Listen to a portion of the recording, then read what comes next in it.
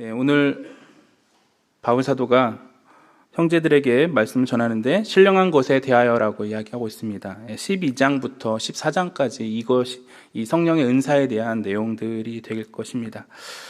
여러분은 성령 운동이 이루어지는 현장을 경험하신 적이 있습니까?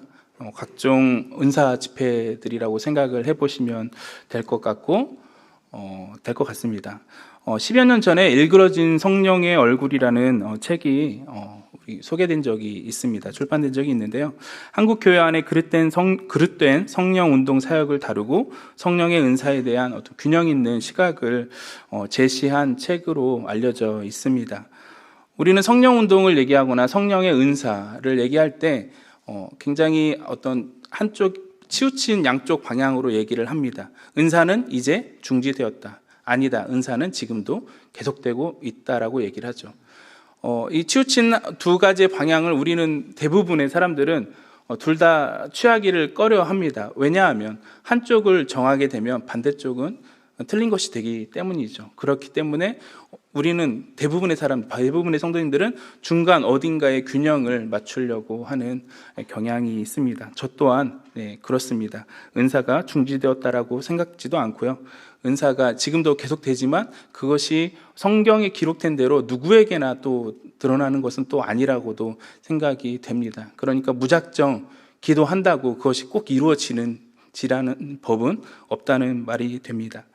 고린도 교회 안에 성령 은사에 대한 문제가 있었습니다.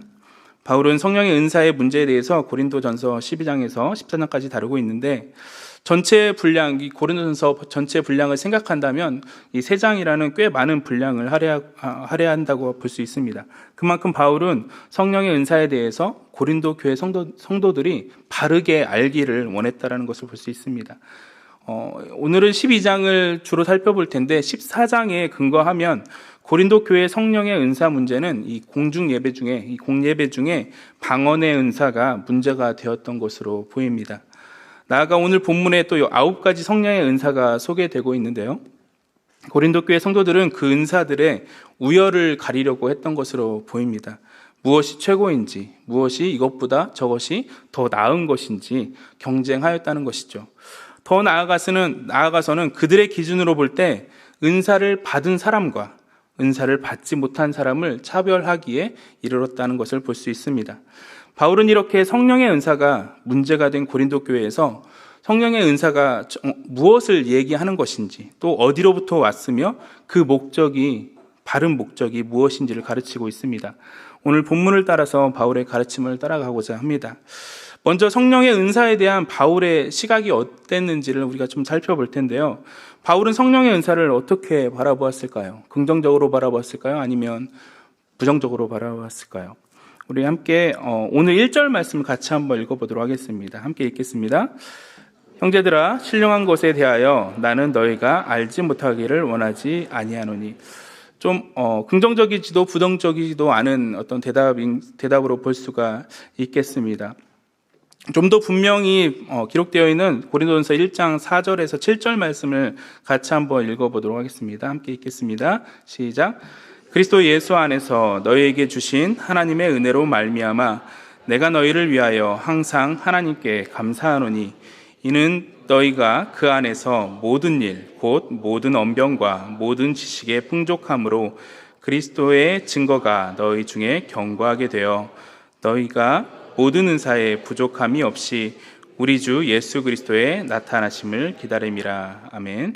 바울이 이 고린도전서의 편지에 기록한 것처럼 고린도 교회에 많은 은사가 풍족하게 부족함 없이 주어졌다는 것을 우리는 확인할 수 있습니다. 그것을 그리스도 예수 안에서 항상 하나님께 감사한다고 이렇게 고백을 하고 있죠. 고린도 교회에 나타난 성령의 은사만이 아니라 바울의 전도 사역에서도 수많은 성령의 은사와 성령의 역사가 일어났음을 우리는 사도행전을 통해서 우리가 확인할 수 있습니다.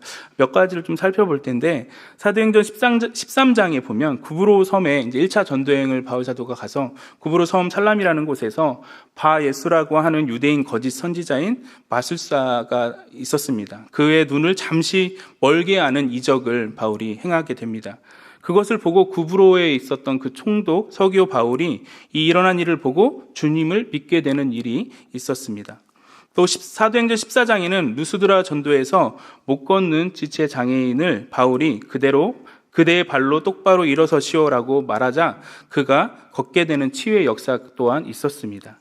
또 세 번째로는 사도행전 16장에서 빌립보에서 점치는 귀신 들린 여종에게서 귀신을 쫓아내는 일도 있었습니다. 또 사도행전 20장에는 드로아에서 바울이 강론을 할 때 3층에서 유두고가 창가에서 졸다가 떨어져서 죽게 되는 일이 있는데 그때 유두고를 바울이 살리기도 했습니다. 그러니까 바울의 사역에서도 굉장한 성령의 은사와 역사들이 많이 있었음을 우리가 볼 수 있습니다. 수많은 표적과 이사가 무수히 나타났다는 것이죠. 이것을 보고 들은 자들로 하여금 믿게 하였고 바울이 전하는 예수의 복음이 힘있게 전파되는 도구가 되었다는 것입니다. 그 성령의 은사를 향해서 바울은 긍정적으로 바라보고 있다는 것이죠. 바울 자신이 성령의 은사와 그 능력에 의지하여 사역을 하였고 고린도 교회에도 이런 성령의 은사가 풍성한 것을 감사하고 있습니다. 그렇다면 왜 이 성령의 은사가 풍성한 이 고린도 교회 이것이 문제가 되었느냐? 성령의 은사 그 본질이 아니라 성령의 은사를 지닌 자들이 행하는 태도 때문에 문제가 되었다는 것을 우리가 생각해 볼 수 있습니다. 무엇이 문제였는지 이어서 바울의 가르침을 따라가 보도록 하겠습니다. 바울은 1절에서 신령한 것, 곧 성령의 은사에 대해서 알기를 원한다고 하면서 바로 성령의 은사는 이런 것이다, 저런 것이다 라고 그 내용으로 바로 들어가지 않습니다. 오히려 고린도 교회 성도들이 예수님을 믿는 정체성, 즉 당신들이 그리스도인입니다, 당신들이 예수를 주로 고백하고 있습니다 라는 그 정체성에 대해서 분명히 하고 있습니다. 함께 2절 3절 12장 2절 3절을 같이 한번 읽어보도록 하겠습니다. 시작. 너희도 알거니와 너희가 이방인으로 있을 때에 말 못하는 우상이기로 끄는 그대로 끌려갔느니라. 그러므로 내가 너희에게 알리노니 하나님의 영으로 말하는 자는 누구든지 예수를 저주할 자라 하지 아니하고 또 성령으로 아니하고는 누구든지 예수를 주시라 할 수 없느니라. 아멘. 고린도 교회의 성도들의 대부분은 우상을 섬겼던 이방인이었습니다. 그들은 헬라인들이었죠. 그런데 이제는 이방인이 아니라고 바울이 얘기하고 있습니다. 사실 그들은 이방인이 맞습니다. 그런데 왜 이방인이 아니라고 말하느냐 하면 이제는 말 못하는 우상을 섬기는 것이 아니라 십자가에서 죽으시고 부활하심으로 그들로 하여금 죄와 사망을 이기게 하신 그 예수님을 믿는 것, 그 예수님으로 말미암아 살아계신 하나님의 자녀라는 신분으로 바뀌게 되었다는 것, 즉 하나님의 자녀가 되었음으로 인하여서 신학적으로 볼 때 너희들은 이제 이방인이 아니라 자유인이고 하나님의 자녀다 이렇게 말하고 있는 것입니다. 그러면서 하나님의 영, 곧 성령으로 아니하고는 누구든지 예수를 주시라고 할 수 없다고 말합니다. 이 말을 다시 하면 예수가 주님이시다라고 말하는 사람들은 모두 성령으로 말을 한다는 것이고, 성령으로 말한다는 것은 성령이 그 안에 계시다는 것을 이야기하는 것입니다. 곧 예수를 믿는 사람들이 모두 다 영적인 사람이다라고 전제를 하고 있는 것입니다. 바울은 성령의 은사에 대해 설명하기 전에 예수가 주시다라고 고백하는 모든 그리스도인은 영적인 사람이고 성령의 은사를 받은 사람이라고 전제하는 것입니다. 즉 누군가는 성령의 은사를 받았고 누군가는 성령의 은사를 받지 않은 것이 아니라 예수를 주라고 고백하는 모든 사람은 성령이 내주하시고 성령의 은사를 받았다라고 전제하고 있는 것입니다. 성령의 은혜가 아니고서는 예수를 주라고 고백할 수 없기 때문입니다.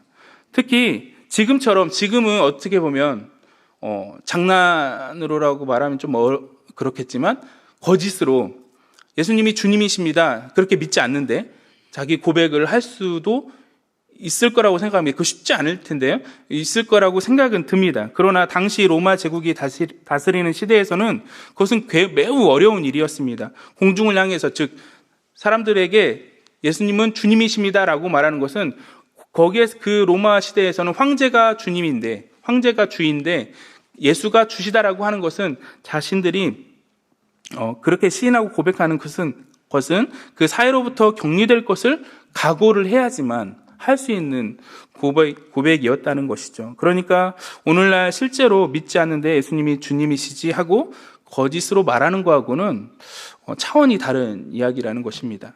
즉 영적인 사람이냐 아니냐는 어떤 기적을 행사한다거나 신비한 활동을 한다는 것을 의미하지 않습니다. 또한 그 사람이 기도를 많이 해서 참 영적인 사람이야, 영적이야, 이렇게 표현하는 것도 이 근거에 의하면 말이 되지 않습니다. 바울이 말하는 영적인 사람은 예수에 대한 입장에서 나타납니다. 예수를 부인하면 그가 아무리 기적을 행사하고 그가 아무리 신비한 일을 한다고 한들 그는 영적인 사람이 아니라고, 성령과는 관계가 없다라고 말하고 있고, 바꿔 말하면 예수를 시인하면 그가 기적을 행사하지 못해도 신비한 일을 하지 못한다 하여도 성령과 관계가 있고 성령의 은사를 받은 사람이다라고 이야기하는 것입니다. 그러므로 우리는 모두 예수를 주라고 고백한다면 우리는 영적인 사람이고 우리는 성령의 은사를 받은 사람이라고 할 수 있을 것입니다. 이렇게 전제를 하고 바울은 성령의 은사의 내용에 대해서 이제 설명을 하게 됩니다. 12장 4절 6절 말씀을 같이 한번 4절에서 6절 말씀을 같이 읽도록 하겠습니다. 시작. 은사는 여러 가지나 성령은 같고 직분은 여러 가지나 주는 같으며 또 사역은 여러 가지나 모든 것을 모든 사람 가운데서 이루시는 하나님은 같으니. 은사도 직분도 사역도 여러 가지이지만 그것을 주시고 그것을 받으시고 모든 사람을 통해 모든 일을 하시는 분은 같은 한 분 하나님이시다라고 이야기하고 있습니다. 은사의 주체가 사람이 아니라는 것입니다. 은사의 주체는 하나님이라는 것을 분명하게 이야기합니다. 그러므로 어떤 사람이 우리가 생각할 때입니다. 우리가 생각할 때 특별하다 여기는 어떤 성령의 은사를 가졌더라도 그것을 결코 자기의 것이라고 자랑할 수 없다라는 것이죠. 이어서 바울은 은사의 성격과 종류와 그 은사를 주시는 분이 누구인지 또 분명히 말을 하고 있습니다. 7절부터 11절 말씀인데요. 같이 한번 읽어보도록 하겠습니다. 시작. 각 사람에게 성령을 나타내심은 유익하게 하려 하심이라. 어떤 사람에게는 성령으로 말미암아 지혜의 말씀을, 어떤 사람에게는 같은 성령을 따라 지식의 말씀을, 다른 사람에게는 같은 성령으로 믿음을, 어떤 사람에게는 한 성령으로 병 고치는 은사를, 어떤 사람에게는 능력 행함을, 어떤 사람에게는 예언함을, 어떤 사람에게는 영들 분별함을, 다른 사람에게는 각종 방언 말함을, 어떤 사람에게는 방언들 통역함을 주시나니 이 모든 일은 같은 한 성령이 행하사 그의 뜻대로 각 사람에게 나누어 주시는 것이니라. 아멘.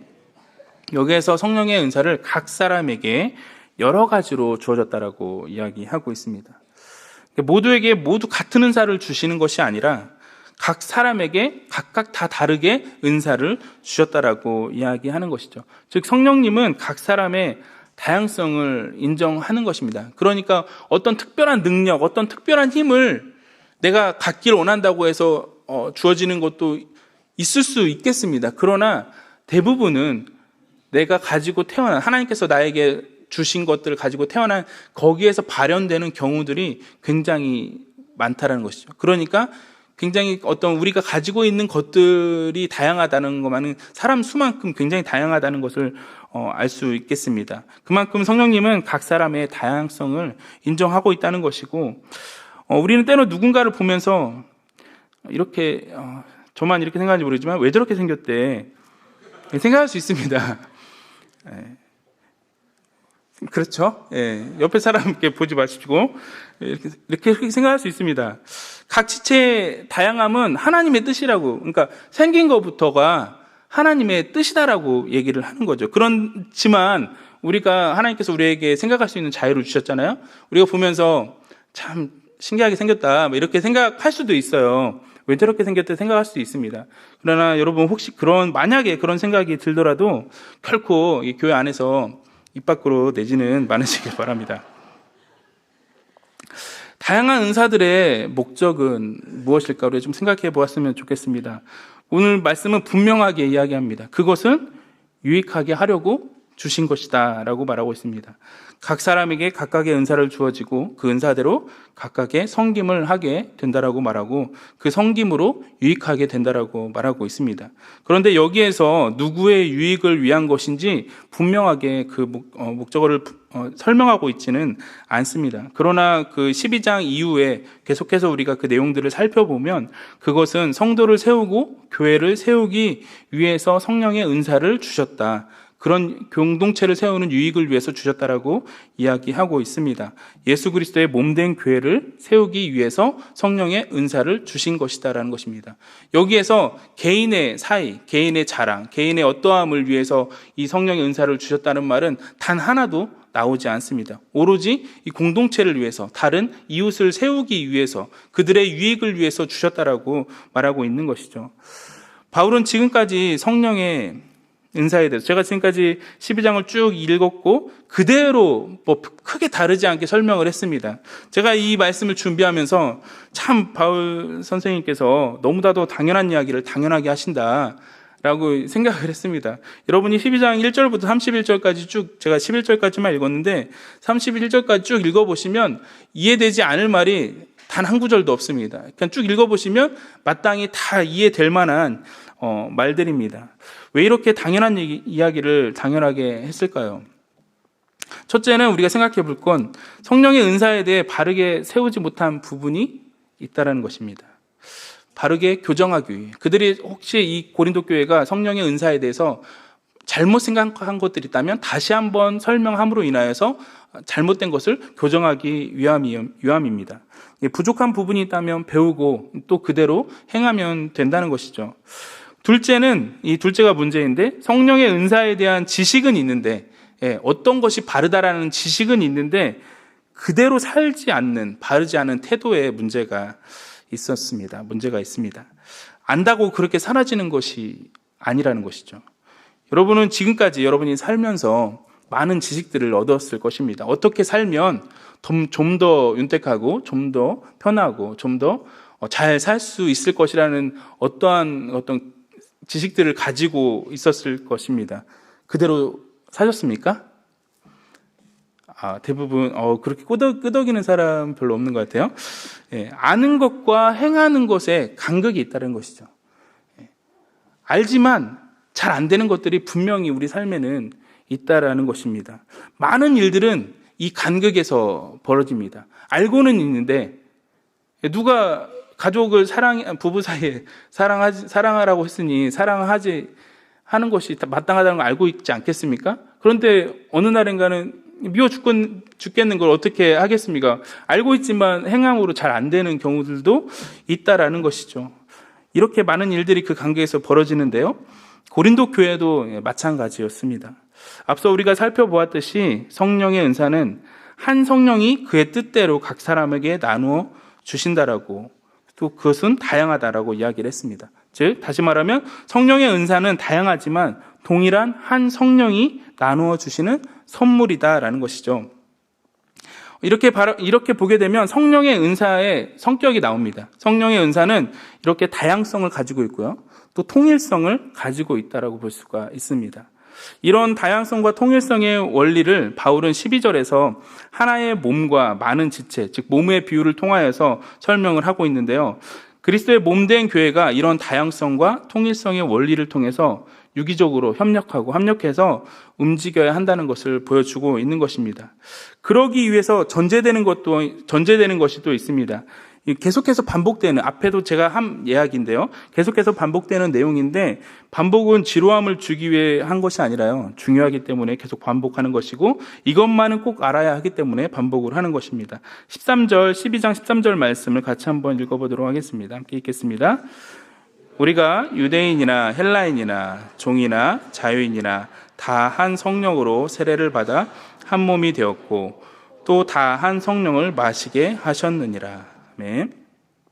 한 성령으로 세례를 받아 한 몸이 되었고 모두 한 성령을 마신다. 그리고 그들은 예수를 주님이시다라고 고백을 하는 것이죠.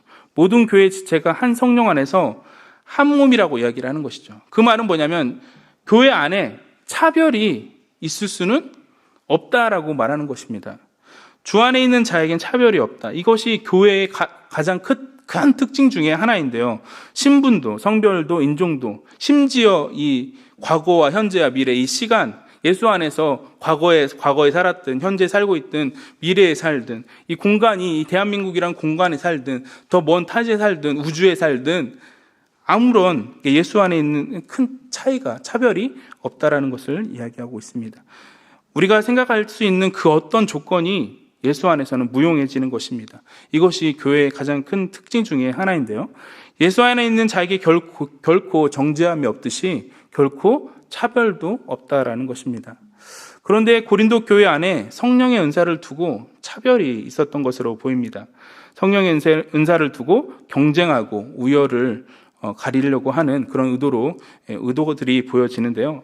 그 차별은 다양성과 통일성을 오해하거나 오용하는 데서 비롯되었습니다. 우리가 12장 17절에서 19절 말씀을 같이 한번 읽어보도록 하겠습니다. 함께 읽겠습니다. 만일 온몸이 눈이면 듣는 곳은 어디며 온몸이 듣는 곳이면 냄새 맡는 곳은 어디냐. 그러나 이제 하나님이 그 원하시는 대로 지체를 각각 몸에 두셨으니 만일 다 한 지체뿐이며 몸은 어디냐. 몸의 각 지체가 존재만으로도 어떤 때는 이 꼬리뼈라든지 이런 것들 크게 쓸모없을 것 같지 않습니까? 그런데 존재만으로 쓸모가 있고 자기 역할이 있다는 것을 말하고 있습니다. 모두 같은 지체가 아니라는 것이고 모두 같은 은사를 받은 것이 아니라는 말입니다. 이 다양하게 생겼고 다양한 은사를 받았다는 것이죠. 그런데 자기가 가진 은사보다 다른 사람이 가진 은사가 더 크지 않나? 이렇게 여기는, 자기를 어떻게 보면 내가 가진 것을 경시할 수 있는 그런 태도들이 있었던 것으로 보입니다. 그렇게 되면 우리가 열등감을 가지게 되죠. 왜 나는 이렇게 생겼는데 저 친구는 저렇게 생겼을까? 나는 이런 은사를 밖에 못 받았는데 왜 저 친구는 나보다 더 내가 볼 때 내가 부러워하는 그런 은사를 가지고 있을까? 이렇게 생각을 하게 되면 점점 그 열등감은 커질 수밖에 없습니다. 그런데 아까 차별이 없듯이 열등감 또한 결코 그럴 필요가 없다라는 것입니다. 예수님께서, 하나님께서 모두 각 사람에게 각 사람의 분량대로 각각의 것을 주었기 때문에 그것으로 족해야 한다는 것이죠. 여기에 꼭 맞는 말은 아니지만 바울도 질병이 있었던 것으로 보입니다. 그가 하나님께 3번이나 크게 기도했다라고 얘기를 합니다. 하나님께서 그 기도를 들어주시지 않으셨고 내 은혜가 내게 족하다 이렇게 말씀하신 거죠. 즉 우리가 어떻게 보면 이게 운명론처럼 보일 수도 있지만 내가 이 땅에 태어난 거, 내가 이렇게 생겼고 이 정도의 키를 가지고 이렇게 살을 빼고 싶지만 이렇게 생긴 것이 만족해야 된다는 거죠. 만족해야 된다는 것입니다. 결코 제가 다른 사람과 비교해서 열등감을 가질 필요는 없다라는 것입니다. 반대의 경우도 있습니다. 우리가 12장 20절에서 22절 말씀을 같이 한번 읽어보도록 하겠습니다. 읽겠습니다. 이제 지체는 많으나 몸은 하나라.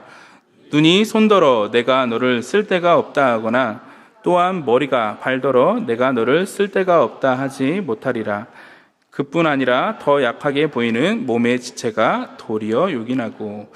각각의 지체들이 모여서 하나의 몸을 이룬다라고 말하고 있고, 하나의 몸을 이루었기에 서로가 서로를 의존할 수밖에 없습니다. 서로가 서로를 쓸데없다고 할 수 없다라는 것이죠. 오히려 더 약하게 보이는 몸의 지체가 도리어 요긴하다고 바울은 이야기하고 있습니다. 우리는 사실 어떤 기준을 두고, 자기만의 기준일 수 있습니다. 어떤 기준을 두고 다른 사람보다 내가 더 중요하고 내가 더 필요한 사람이야 이렇게 생각하는 경우도 있습니다. 한 공동체 안에서도 내가 더 많은 봉사를 하고 내가 더 많은 섬김을 하기 때문에 이 공동체에서 다른 누군가보다는 내가 더 중요한 사람이지, 내가 없으면 이 공동체로 돌아가겠어? 이렇게 생각하는 우월감을 가질 수 있다는 것입니다. 그러나 여러분 아실 것입니다. 나 없어도 잘 돌아갑니다. 사실입니다. 제가 아는 후배 중에 방언의 은사를 지극히 사모하던 후배가 있었습니다. 제가 한때 훈련받았던 곳은 이 방언의 은사가 흔한 모두가 방언을 안 받으면 이상하리라만치 않은 그런 훈련을 받은 적이 있습니다. 그러니까 그 공동체의 많은 사람들이 방언을 받았고 방언으로 기도하는 사람들이었습니다. 그러나 그 후배는 아무리 간절히 기도를 해도 안 주시는 거예요. 1년 지나고 2년 지나고 3년 지나고 이제 졸업할 때가 돼서 이제 4년이 되었어요. 그때도 못 받았습니다. 그 친구는, 그러니까 그 친구의 마음에는 꼭 그런 건 아니겠지만 이렇게 제가 추측해 보았습니다. 은사를 받은 사람과 받지 못한 사람의 뭔가 이렇게 비교를 하게 되는 거죠. 은사를 받은 사람이 뭔가 더 우월해 보이고 받지 못한 나는 굉장히 더 초라해 보이는, 그렇게 비교할 수 있게 되는 거죠. 근데 사실 방언의 은사도 오늘 이야기하고 있는 이 9가지, 그거보다 훨씬 많겠지만 이 9가지 중에서도 그냥 9가지 중에, 여러 가지 중에 한 가지일 뿐입니다. 그것을 받은 사람이 있다면 그 은사를 받은 거고, 다른 은사 받지 못한 사람이 있다면 다른 은사가 있는 것인 거죠. 그러니까 서로 비교할 필요가 없다라는 것입니다.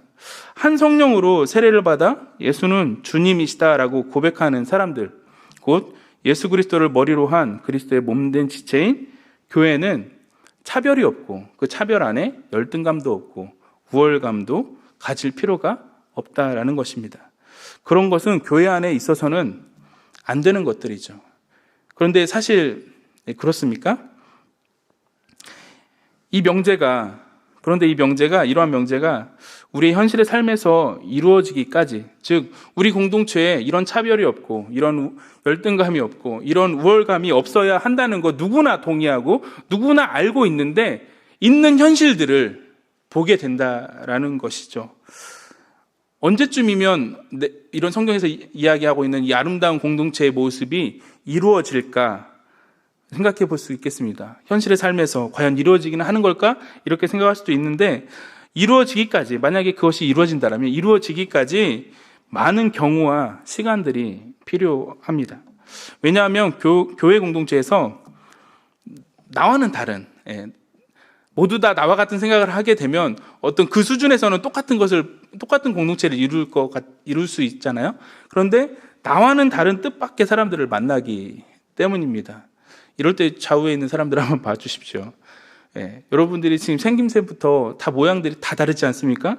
이 뜻밖의 사람들을 만나게 됩니다. 내 맘 같지 않은 경우와 내 맘 같지 않은 사람들을 만나게 되는 것이죠. 그리고 교회 공동체는 무엇보다 교회 공동체는 내가 가진 문제를 속 시원하게 풀어주는 곳이 아닙니다.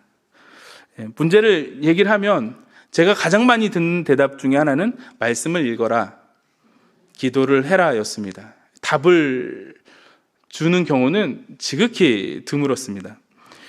우리의 기대와 다른 것, 그것을 우리는 시험이라고 얘기를 하죠. 그 막막한 시험을 왜 주시는지 사람에게 물어봐야 답이 없습니다. 하나님께 물어야 됩니다. 하나님께 묻지 않으면 답이 없습니다. 이해할 수 없는 사람들과 왜 함께 있어야 합니까? 왜 불편함을 감수해야 합니까? 이 불편함을 납득할 수 없습니다. 그럼에도 불구하고 감수하고 감내하라고, 이겨내라고 성경은 이야기하고 있습니다. 어떻게 해야 될까요?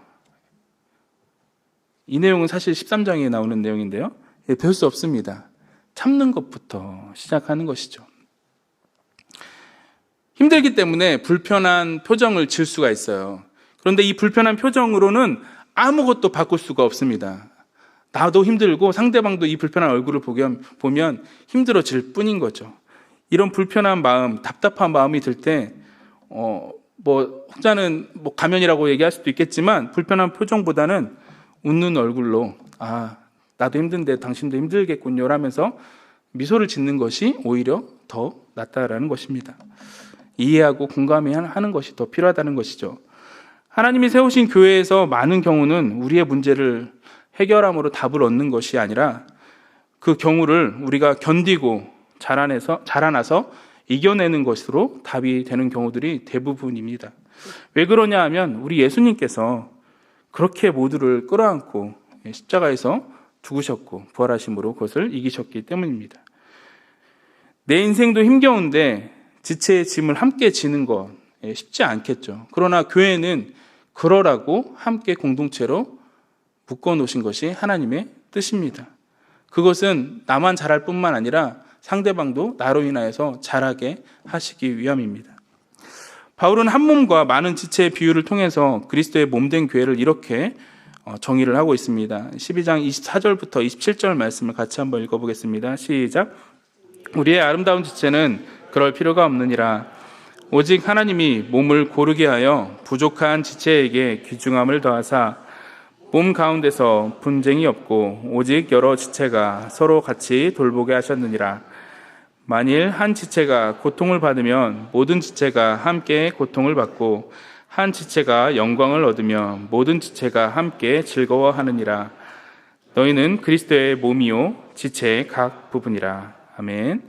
교회는 한 지체가 고통을 받으면 함께 고통을 받고, 한 지체가 영광을 얻으면 모두 함께 그것을 즐거워하는 곳이다 라고 말하고 있습니다. 그런데 우리가 생각해 보십시오. 과연 그렇습니까? 이런 질문을 하면 항상 비판적으로 대답할 수밖에 없는 듯 보입니다. 우리의 모습이 과연 이렇게 아름다운 모습인가 묻는다면, 그렇지 못한 것이 현실이지 않나? 어쩔 수 없지 않나? 사람이 모인 곳인데 이렇게 아름다운 모습을 갖는다 그러고 이것은 성경에나 있는 내용이 아닐까? 이렇게 생각하는 것이 어떻게 보면 상식적인 생각 같습니다. 그래서 이런 말들을 하는 것 같습니다. 특히 무언가 서운하고 상처받은 사람들이 자주 하는 말인데요. 저도 이런 말 많이 했습니다. 우리 교회는 사랑이 없어. 이런 말들 많이 했을 거라고 저는 생각이 듭니다.